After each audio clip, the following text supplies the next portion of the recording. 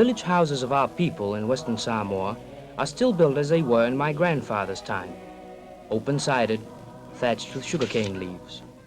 The slim lines of our fishing canoes have not changed for centuries. We still plant tallow for food in the old way. The ancient crafts are kept alive. The pattern of Samoan life varies little from generation to generation. But today, in a new age, Samoans are also learning to handle the machines of a new economy, as the wonders and the worries of the 1960s come on swift wings to our Pacific Island home. Most of our 113,000 people live in coastal villages between plantations and the sea. Our church, our food and export crops never far away. Our only town is Apia, center of trade and government. New buildings line the waterfront. Churches, a bank, a library, shops, hotels, wharf sheds and copra stores. And now we have our own airline to connect with main air routes through eastern Samoa 80 miles away.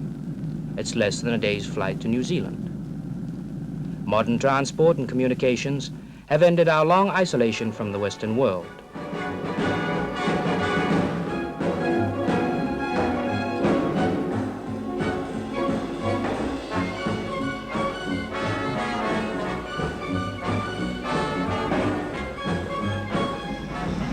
Wherever you travel in Western Samoa, from Apia, the capital, to the remotest villages of the two main islands, you'll find that very few Samoans are entirely indifferent to the world around them.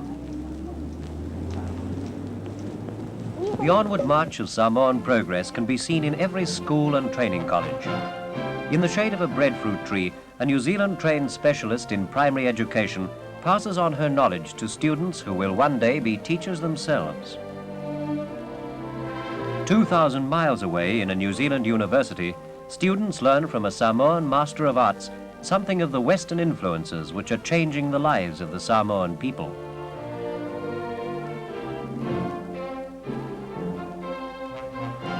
For the children of Apia, a new public library provides introductions to new worlds of learning, at a time when Western Samoa faces the greatest challenge and the greatest adventure in its history as a nation.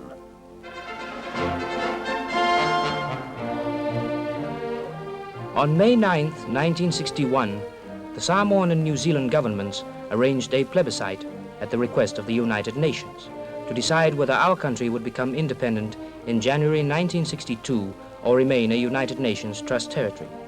A UN commissioner supervised the voting. All adult citizens were eligible to vote on that historic day when, by a 6-to-1 majority, we declared for the independence of Western Samoa.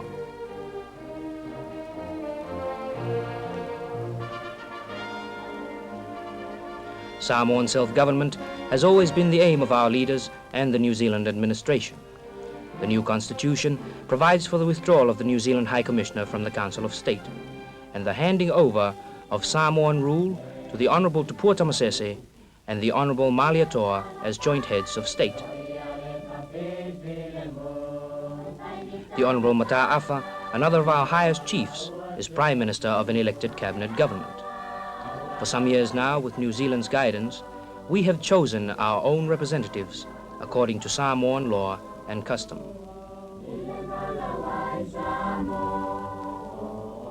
In the villages at this time, there is much talk about the future of independent Samoa, and a welcome for the assurance that New Zealand has offered continued aid under a treaty of friendship.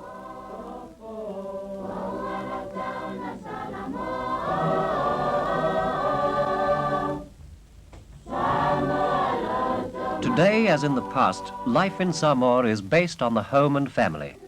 Samoans still grow up with a healthy respect for the traditional way of living and a lively awareness of their rich heritage of custom and ceremony. But they are also learning the varied skills which they need for independence in the modern world. Here at Apia General Hospital is a man who would rank high in his profession anywhere, Ioane Okasene, surgeon.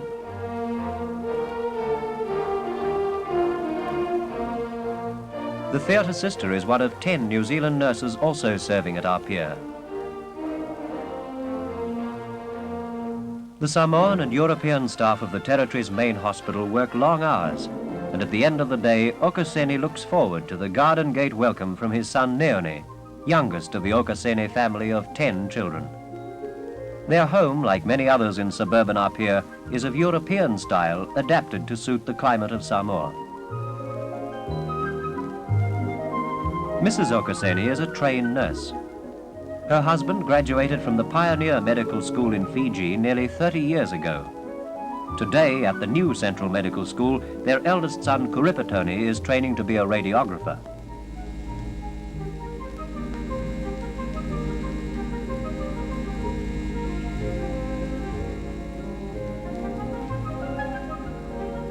In 2 years, when he completes his course, Kuripatoni plans to return to Samoa as a radiographer in the health service.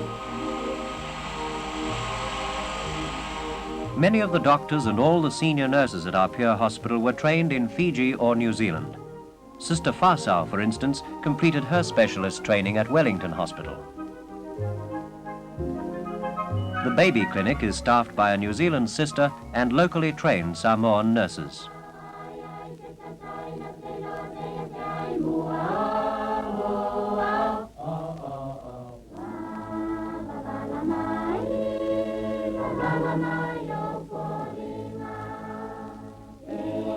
In our villages, the women's committees work for the well-being of children in many ways, and they welcome the teaching of visiting doctors and nurses.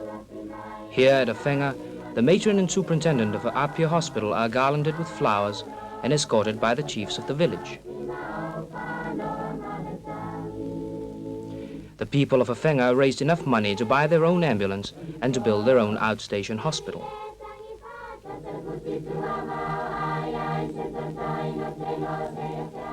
The chiefs and people of most villages are interested in community health and the welfare of children, and there is a good response to the World Health Organization campaign against tuberculosis, now in its 2nd year in Samoa. Inside the Women's Committee House, the matron offers advice to mothers about the advantages of natural foods from the sea and the plantation.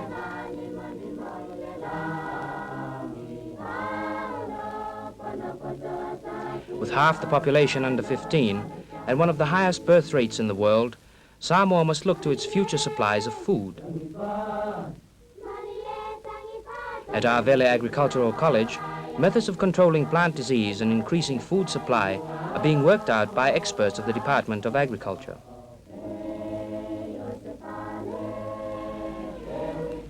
Bananas are a stable food and a valuable cash crop. We plant and harvest all the year round, as bananas grow to maturity in a few months. Most of the crop is produced on plantations owned by individual Samoan families, and everyone lends a hand in the fortnightly gathering and packing for export. This is the main source of income for many of our people.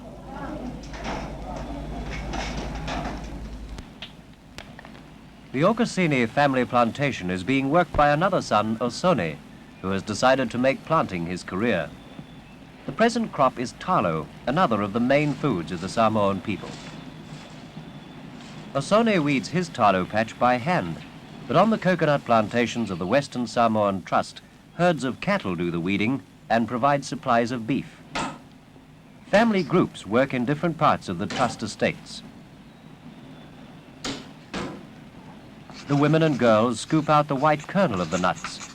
When dried, this becomes copra, the main cash crop of Western Samoa. Cocoa is second in value as an export crop. It's usually grown on higher ground than coconuts. The pods contain cocoa beans which are washed and dried on the plantation before being sent by road to the port of Apia. About £1 million worth of copra and £1 million worth of cocoa are exported each year, mainly to the United Kingdom.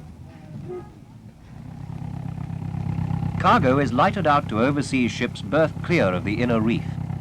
In 1889, a great hurricane battered the town and harbour. The wreck of the German warship Adler is still on the reef. Beyond it is the Tofua, one of the ships carrying the total export crop of bananas to New Zealand, about £750,000 worth in an average year. But Samoa's most valuable asset is to be found in the schools and colleges.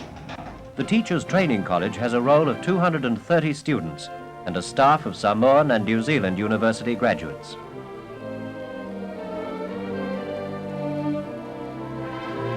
After a 2-year course, students become teachers in village primary schools. The best pupils from primary schools go on to Samoa College up here, which is staffed and equipped in much the same way as a New Zealand secondary school. Boys and girls attend the college, where the aim is to educate them for leading positions in all walks of Samoan life.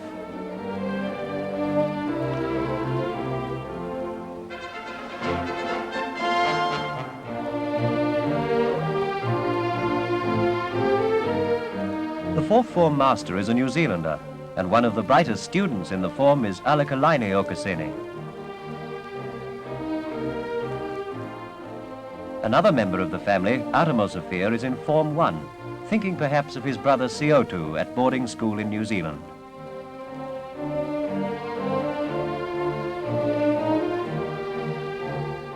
Siotu is one of about 150 young Samoans now being educated at schools and universities in New Zealand.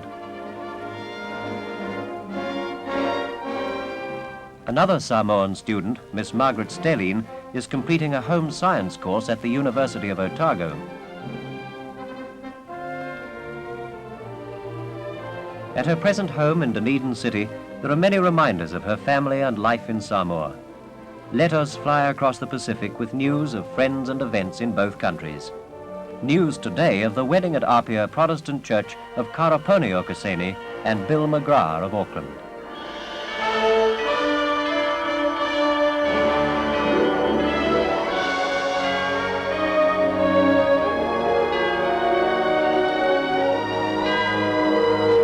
Karaponi met her husband when she was training as a nursing sister in New Zealand.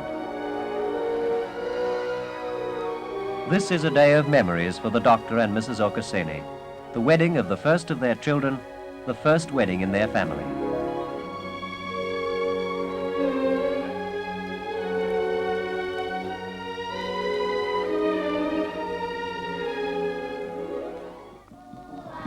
In the cool of a Samoan evening, a reception for many relatives and friends.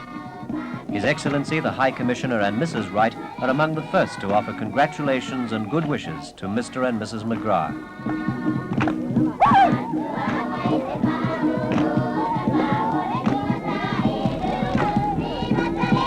Friends of the bride exchange their nurses' uniforms for dresses decked with flowers, and there are songs of welcome in the Samoan tradition.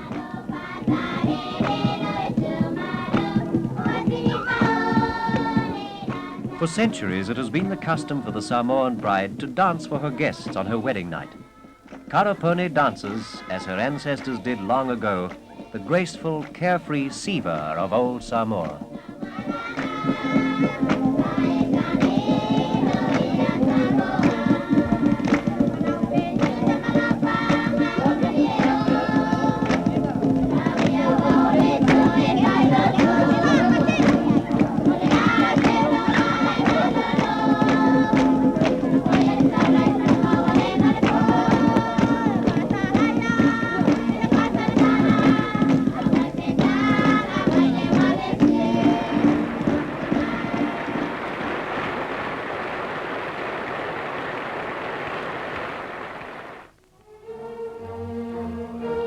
So a new life begins for Karaponi and Bill McGrath, at a time when Samoa and New Zealand enter upon a new relationship.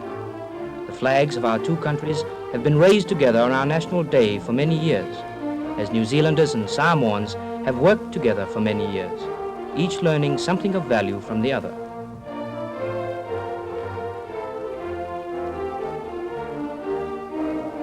Now the years of training and trusteeship are over, but the spirit of cooperation which brought into being the first fully independent Polynesian state will always remain, to guide the Samoa of yesterday and the newly independent Samoa of today in the ways of harmony and progress.